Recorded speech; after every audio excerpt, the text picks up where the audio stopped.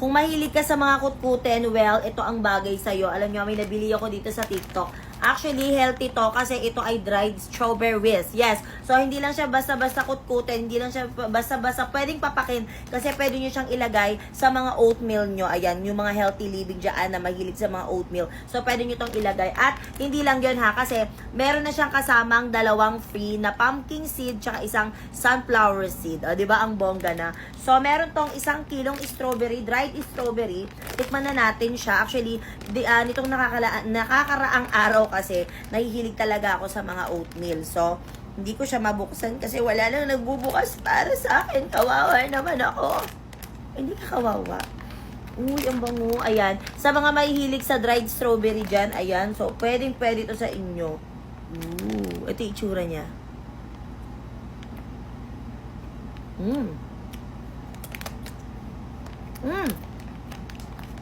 Ang sarap niya.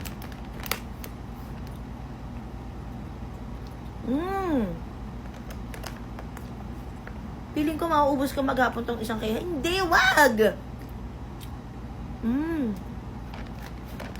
Sakto lang yung tamis niya. Hindi siya katulad ng mga ibang natikman ko na dried strawberries na sobrang asim or sobrang tamis. So, ito, saktong-sakto lang. Kaya pwede to sa mga nag-healthy living na dyan. At syempre, kung mahilig ka sa kutkutin, ulitin ko, may kasama na siyang ganito dahil buy one, take 3 na siya. Ilalagay ko sa yellow basket, mag-check out ka na.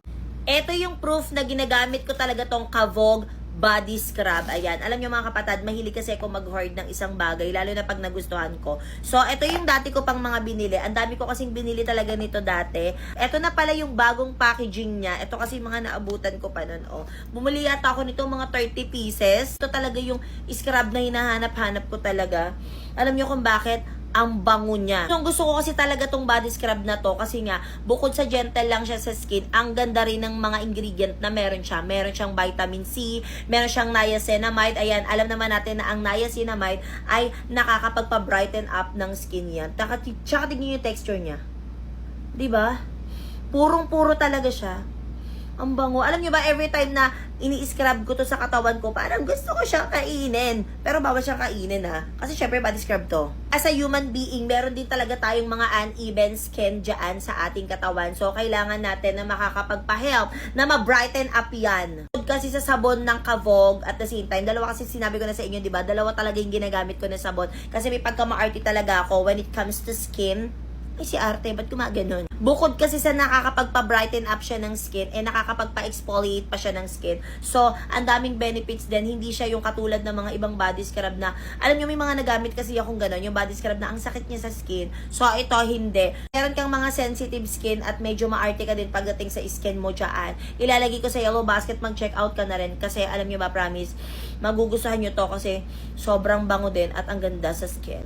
Ito yung proof na ginagamit ko talaga tong Kavog body scrub. Ayan. Alam nyo mga kapatid, mahilig kasi ako mag-hoard ng isang bagay, lalo na pag nagustuhan ko. So, ito yung dati ko pang mga binili. Ang dami ko kasing binili talaga nito dati. Ito na pala yung bagong packaging niya. Ito kasi mga naabutan ko pa nun. Oh. Bumili yata ako nito mga 30 pieces. Ito talaga yung scrub na hinahanap-hanap ko talaga.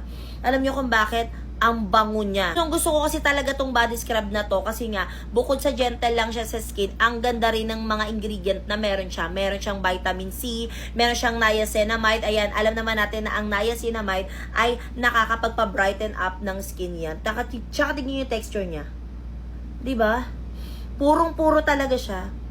Ang bango. Alam nyo ba, every time na ini-scrub ko to sa katawan ko, parang gusto ko siyang kainin. Pero bawal siyang kainin ha. Kasi syempre body scrub to. As a human being, meron din talaga tayong mga uneven skin dyan sa ating katawan. So, kailangan natin na makakapagpa-help, na ma-brighten up yan. Kasi sa sabon ng Kavog, at the same time, dalawa kasi sinabi ko na sa inyo, di ba? Dalawa talaga yung ginagamit ko na sabon. Kasi may pagka-maarte talaga ako when it comes to skin.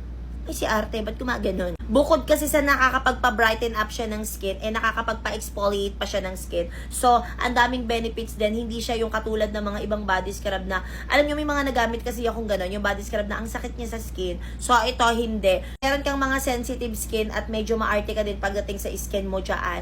Ilalagay ko sa yellow basket, mag-check out ka na rin. Kasi, alam nyo ba, promise, magugustuhan nyo to kasi sobrang bango din at ang ganda sa skin. Ay, hello!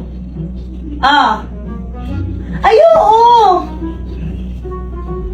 Oo. Hindi naman. Okay lang. Oo, nagpunta nga din ako noon, kaso hindi ano.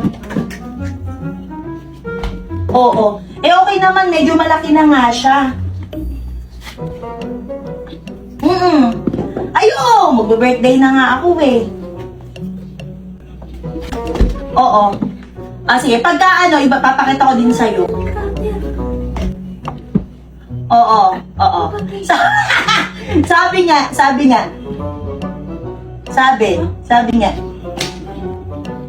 nga niya. Ay, hindi ko na lang pinansin. Hinayaan ko na, oo. Sabi nga nila.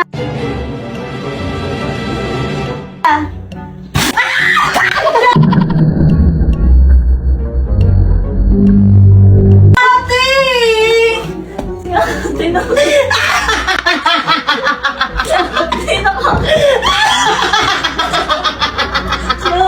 mo.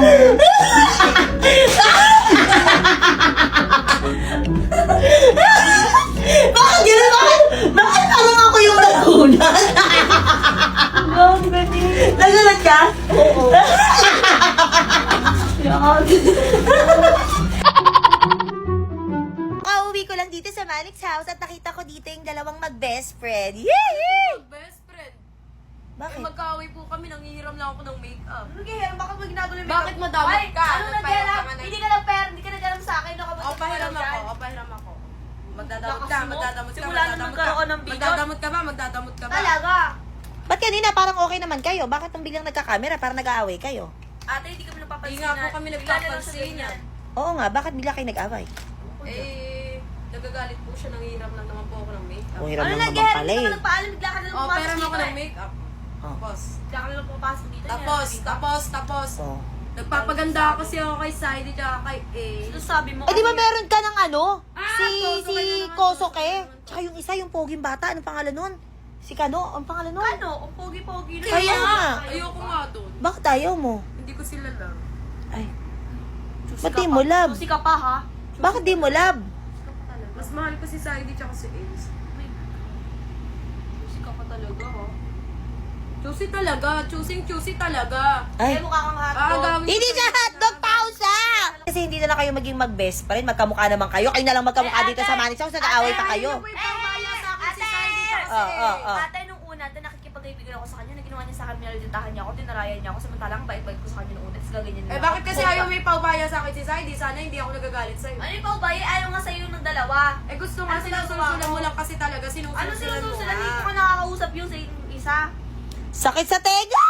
Kung meron kayong naglalagas at manipis na buhok katulad ko, well, meron ako i-recommenda sa inyo. Actually, ilang months ko na tong ginagamit. Sa mga nanonood sa akin, alam na alam nyo yan, na ito talaga is yung ginagamit ko. Itong Dr. Land Black Sesame Black Rice and Rosemary Water Spray. Ayan. Hindi maiiwasan, naglalagas talaga yung buhok natin. Ako kasi naglalagas yung hair ko kasi nga nai-stress ako lately. Pero nung ginamit ko naman to, natutuwa naman ako. Nagkaroon na ulit ako ng mga baby hair kasi nga tumutubo na ulit siya. Anong ginamit ko, tuwang-tuwa ako kasi nagtutubuan na ulit yung mga baby hair ko. Yes, tumutubo na ulit yung hair ko. Kasi grabe talaga yung paglalagas ng buhok ko lately. Super duper talaga dahil na rin siguro kasi sa stress ako.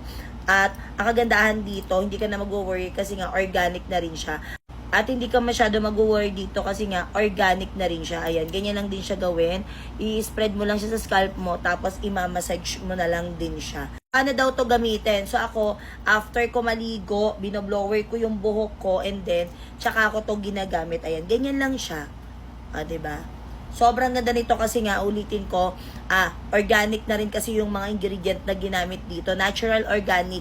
Wala siyang masyadong mga, mga chemicals na makakasama din talaga sa ating scalp. So, meron tong black sesame, rosemary, coffee ginger, black rice, at kung ano-ano pa na hindi panigurado makakasira sa ating hair. Ayan. Kaya kung gusto mo rin na ganito, kung ikaw naglalagay ang buhok mo, well, i-check mo na sa Yellow Basket yan, mag-check out ka na.